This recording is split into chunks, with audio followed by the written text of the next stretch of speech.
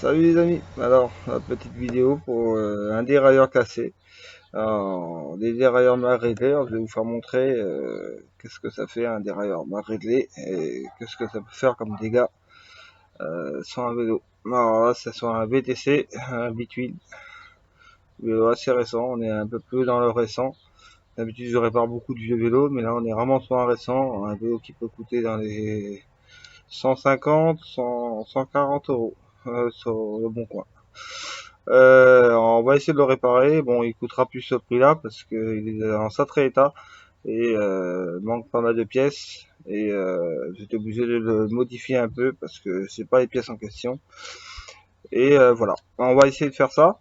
Et on va voir tout ça, comment on va faire et comment je vais m'organiser pour le réparer et le rendre le plus propre possible pour qu'il perde pas trop sa valeur. Voilà, voilà. Je vous fais montrer tout de suite ça. En voici le vélo qui est dans un sacré état. Dérailleur cassé. Ah, dérailleur cassé là. Je sais pas comment il a cassé exactement. Je pense que comme d'hab, hein, ça s'est pris dans la roue et dérailleur s'est arraché. Alors voilà, le dérailleur il est mort. Et, ben voilà, ça fait un dérailleur qui est vraiment pété.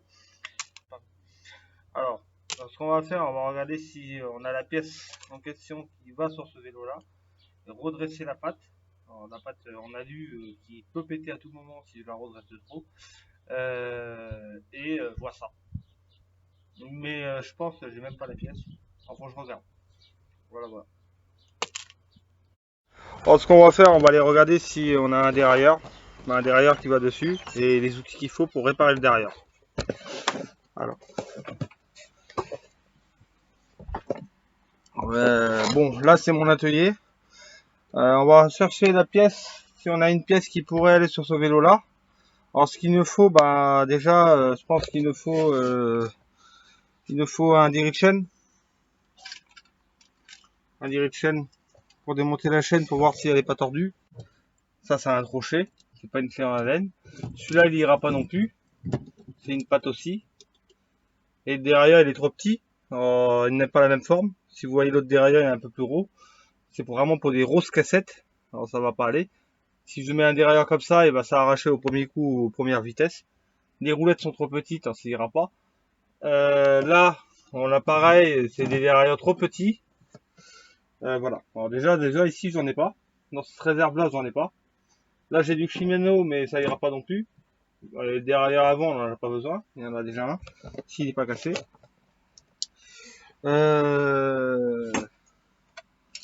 Ça serait plus, je pense, un comme ça. Qui pourrait peut-être y aller. Comme ça. On va essayer celui-là.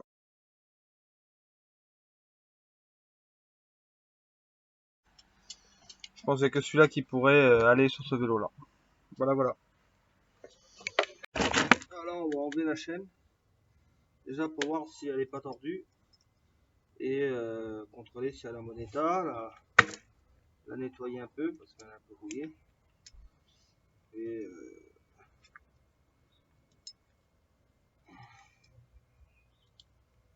alors je vous explique pas comment enlever une chaîne. D'abord il y a déjà une vidéo. Vous allez sur ma chaîne Matsu et vous verrez que j'explique comment démonter une chaîne. Ou comment la couper plutôt. Et ça vous explique, hein, pour la couper ou la démonter, c'est la même chose. Voilà. Voilà, le souci c'est qu'elle est un peu collée. Alors, ce qu'on va faire c'est...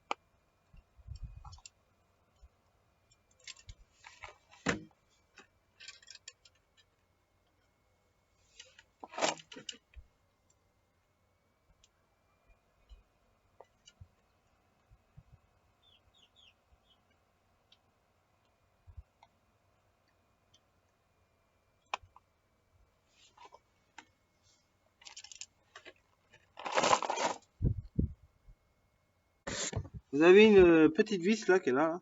C'est pour monter votre dérailleur. S'il est trop près de la chaîne, trop près de la cassette, vous pouvez monter votre dérailleur. La petite vis qui est ici là, elle sert pour monter votre dérailleur. Si la dérailleur est trop près de la cassette, vous montez votre vis.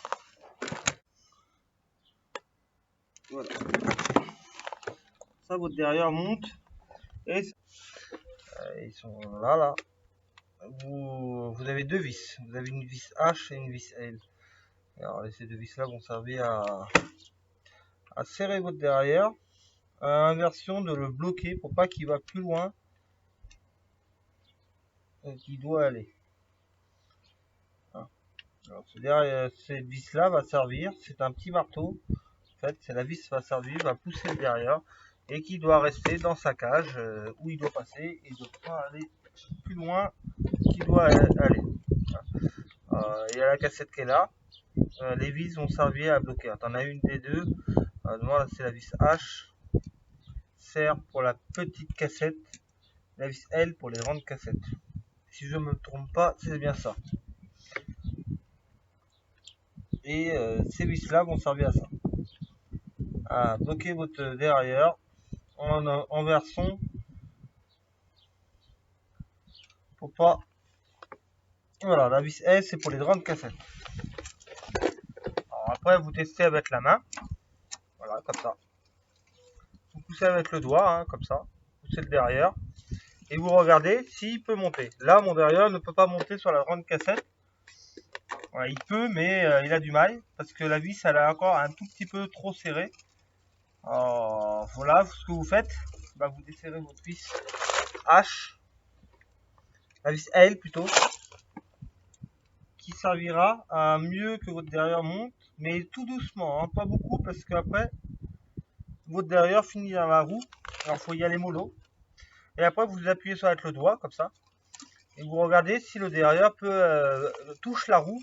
S'il touche pas la roue, bien sûr, il faut pédaler doucement, hein, parce que sinon vous pouvez arracher des rayons. Vous appuyez avec le doigt, comme ça, avec le pouce, comme ça. Et voilà. Et après, vous continuez comme ça. Hop. Vous passez les vitesses. Il n'arrive plus à descendre. Donc, vous la desserrez un peu. Et vous voyez si votre derrière il va mieux. Bon, là, on est sur la. Là, ça tourne. Là, il monte. On peut monter sur la troisième cassette. Voilà. Et mais il descend pas jusqu'en bas.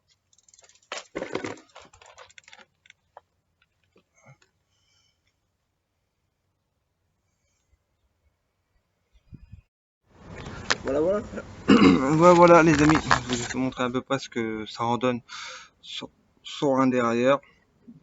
Vous voyez qu'elle est descendue sur la petite cassette. Bon, le souci, il y a encore un autre souci, c'est que la chaîne elle est tordue. C'est comme je vous ai dit, il y a des contrôles comme ça quand vous faites les pièces, les réparer les vélos, il y a toujours une surprise.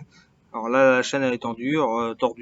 Alors je vais essayer de changer la chaîne et regarder encore mieux, voir le souci. Le derrière, j'ai réussi à peu près à le régler. Mais le réglage intérieur, ça se fait comme ça. C'est entre la vis H et la vis L. Alors si vous voulez pas que votre derrière parte dans la roue, vous réglez votre derrière à cette façon-là. C'est la meilleure solution, que votre derrière finira pas dans la roue.